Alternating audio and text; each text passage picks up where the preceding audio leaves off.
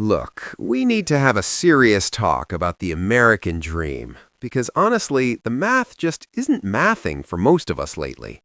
Have you noticed how making $100,000 a year, that classic, shiny six-figure milestone, somehow feels like you're just one transmission failure or one medical bill away from total disaster?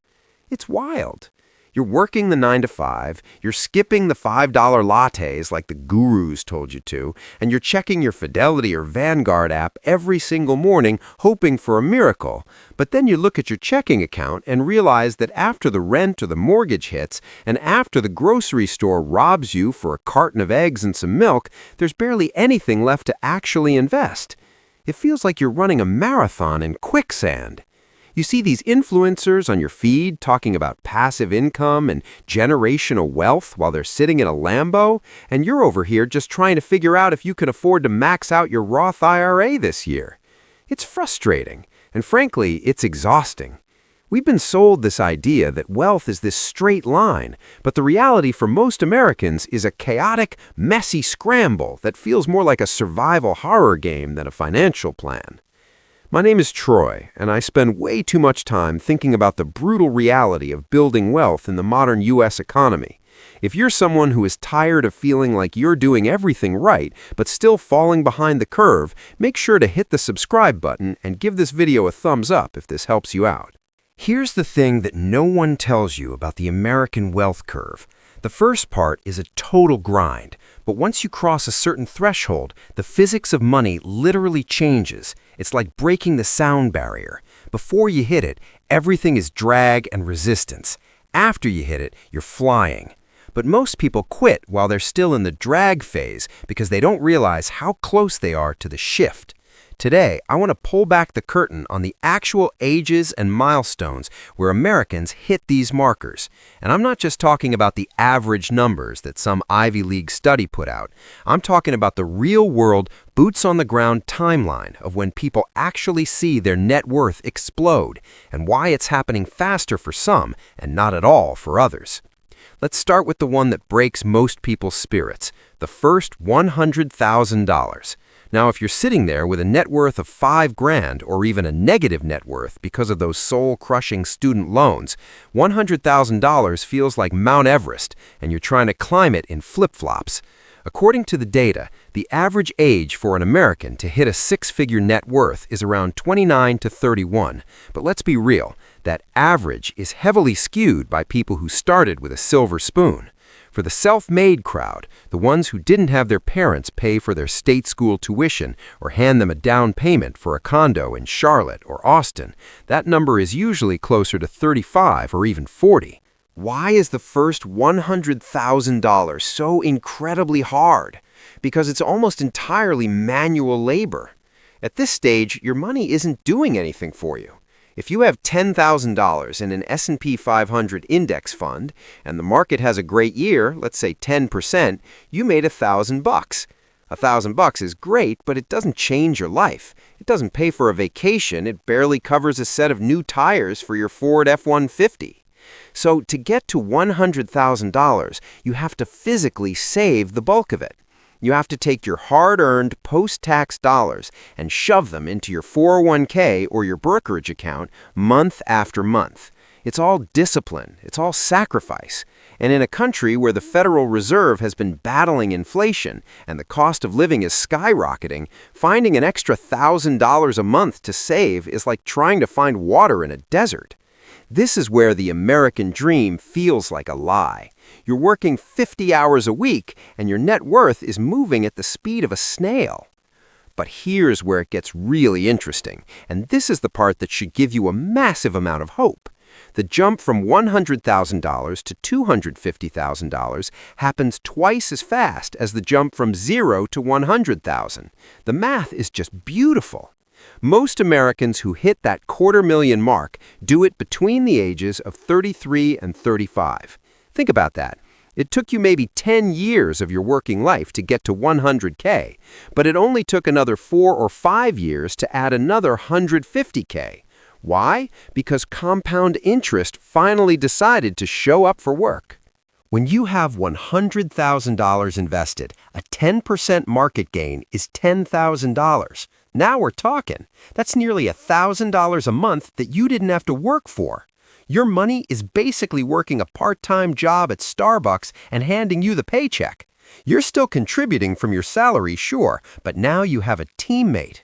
By the time you're pushing toward $250,000, you aren't just a saver anymore. You're an investor. You start caring about things like expense ratios and tax loss harvesting. You realize that your credit score isn't just a number to get a better rate on a Jeep Grand Cherokee. It's a tool to leverage lower interest rates so you can keep more of your cash in the market.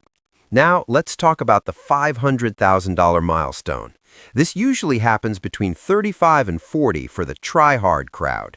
This is a massive psychological tipping point in the U.S. Why? Because at $500,000, if the S&P 500 does its historical average of roughly 8 to 10%, your portfolio is growing by $40,000 to $50,000 a year. Think about that for a second. That is more than the median individual income in many parts of this country.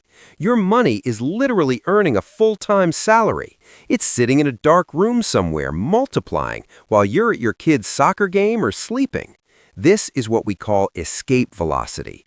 This is the moment where even if you stopped contributing entirely, you'd probably still end up a millionaire just by waiting. But there's a dark side to this, and I'd be doing you a disservice if I didn't mention it. While some Americans are hitting these milestones, a huge portion of the population is being left in the dust. We're seeing a massive divergence, especially among millennials and Gen Z. There's a top 10% that is building wealth faster than any generation in human history because they understand the digital economy and the power of the S&P 500. But the median American, they're struggling.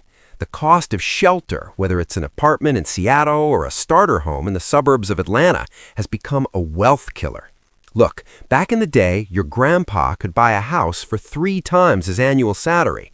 Today, in many U.S. metros, a median home is 7, 8, or 10 times the median income. And that 20% down payment, we're talking $80,000 to $100,000 in cash. That is the exact same $100,000 that we just said is the hardest milestone to reach. So modern Americans are faced with a brutal choice. Do I put my first $100K into a house, which is a lifestyle asset that comes with taxes, insurance, and repairs, or do I put it into the market to let it compound? It's a choice our parents never really had to make at this scale. It's why so many people feel stuck. They feel like they're being forced to choose between having a home and having a future. Now, let's get to the big one, the millionaire mark, the legendary 7 figures. In the U.S., the average age to hit $1 million net worth is 49. Now, I know what you're thinking. Troy, 49? I want to be rich now. But here's the reality. True wealth is a marathon, not a 100-meter dash. Most people you see on social media who are millionaires at 22 are either lying, selling you a course, or they got a massive head start from their parents. The real millionaires in America, the millionaire next door types, are people like teachers, engineers, and middle managers who consistently put money into their 401ks for 25 years. By the time you hit $1 million, the math becomes almost absurd. $1 million in a total stock market index fund generates roughly $80,000 to $100,000 in growth during a normal year. At this point, your lifestyle is essentially paid for by the markets. You could literally quit your job, move to a lower cost of living area, maybe somewhere in the Midwest or the South, and live a very comfortable life without ever touching your principal. This is the definition of the American dream that actually matters, the freedom to say no. No to a toxic boss, no to a soul-crushing commute, and no to worrying about the price of gas or groceries. But wait, it gets even wilder. The jump from $1 million to $2 million, it usually takes less than a decade, often just 7 years. You spent nearly 30 years getting to the first million, and then boom, you add another million in about the time it takes to get through 2 presidential election cycles. Most people hit the $2 million mark in their mid to late 50s. At $2 million, you're looking at $160,000 to $200,000 in annual growth. That is rich by almost any standard in the United States. You're making more money while sitting on your porch than 95% of the population makes by grinding 40 hours a week. But here's the thing that keeps me up at night: the gap. I mentioned it before, but we need to dive deeper. If you look at the stats, the top 10% of millennials are actually wealthier than boomers were at the same age. They've used the internet, they've used low-cost brokerage apps, and they've ridden the wave of a massive bull market. But the bottom 50%, they have 30% less wealth than their parents did at the same age. What's the difference? It usually comes down to three things: debt, housing, and the waiting game. First, let's talk about the debt trap. Student loans in the U.S. are a multi-trillion-dollar anchor around the neck of the American workforce. When you start your career with $50,000 or $100,000 in debt at 6% or 7% interest, you aren't starting at zero. You're starting at the bottom of a hole. You spend your 20s just trying to get back to broke. And while you're doing that, you're missing out on the most powerful years of compound interest. A dollar invested at 22 is worth way more than a dollar invested at 32. By the time many Americans pay off their loans, they've lost a decade of compounding. That is a systemic failure, but it's the reality we live in. Second, the housing situation. We've turned housing from a place to live into a speculative asset class.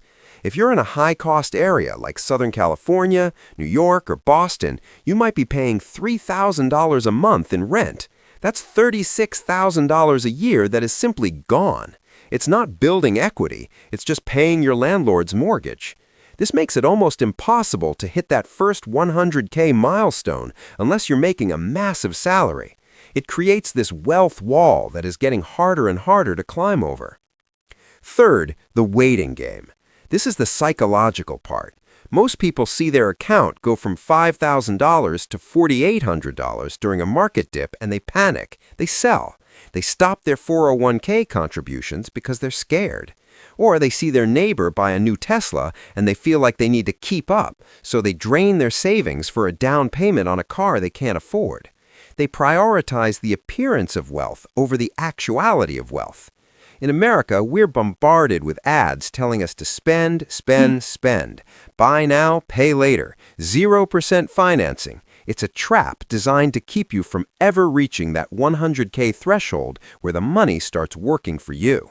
So how do you actually beat these timelines? How do you become the person who hits 100K at 25 instead of 35? First, you have to be uncomfortably aggressive early on. If you're in your 20s, you need to be living like a college student for as long as possible. I know it sucks. I know you want the nice apartment and the cool clothes, but every dollar you save now is worth $10 later. You need to be maxing out that Roth IRA and getting every penny of your employer's 401k match. That match is literally free money. It's a 100% return on your investment instantly. If you aren't taking it, you're basically telling your boss, no thanks, I don't want a raise. Second, you have to understand the tax code. The U.S. government actually wants you to be a millionaire because they don't want to have to support you when you're 80. That's why we have things like the Roth IRA, where your money grows tax-free and comes out tax-free. If you put $6,500 a year into a Roth starting at age 22 and you just buy a boring S&P 500 index fund, you are almost guaranteed to be a millionaire by the time you retire. It's not a secret, it's just math. But most people would rather buy a new iPhone or a fancy dinner than pay their future self. Third, you have to ignore the noise. The Federal Reserve might raise rates, the S&P 500 might drop 20%, and the news will tell you the world is ending. It's not. The U.S. economy has survived world wars, depressions, and pandemics. Through it all, the market has consistently gone up over the long term. Your job isn't to beat the market. Your job is to survive the market. If you can just stay invested and keep your try-hard mentality when everyone else is panicking, you will hit these milestones. The cold, hard truth is nobody is coming to save you. Not the government, not your boss, and probably not your parents. In the US, your financial success is your responsibility. It sounds harsh, but it's actually empowering. It means that the choices you make today, what you spend, how you invest, and how hard you work to increase your income actually matter. If you're at $10,000 right now, don't look at the $1 million mark. It's too far away. Just look at the $20,000 mark, then the $50,000 mark. Once you hit $100,000, I promise you, the game changes. You'll feel it. You'll see your account grow by more in a month than you saved in a year. That's the magic of wealth in America, and it's available to anyone who is willing to be a try-hard and stay the course. Start today. Check your 401k allocations, open that brokerage account, set up an automatic transfer for $50 a week, even if that's all you can do. Just get the machine started. Your future self is either going to be thanking you from a beach house or cursing you from a cramped apartment. The choice is yours. If you found this deep dive helpful and you want more Big Brother financial advice that actually respects your intelligence, do me a favor. Hit that subscribe button and leave a comment below letting me know which milestone you're currently grinding toward. Are you chasing that first 100K? Or are you watching the 500K snowball start to roll? I want to hear your story.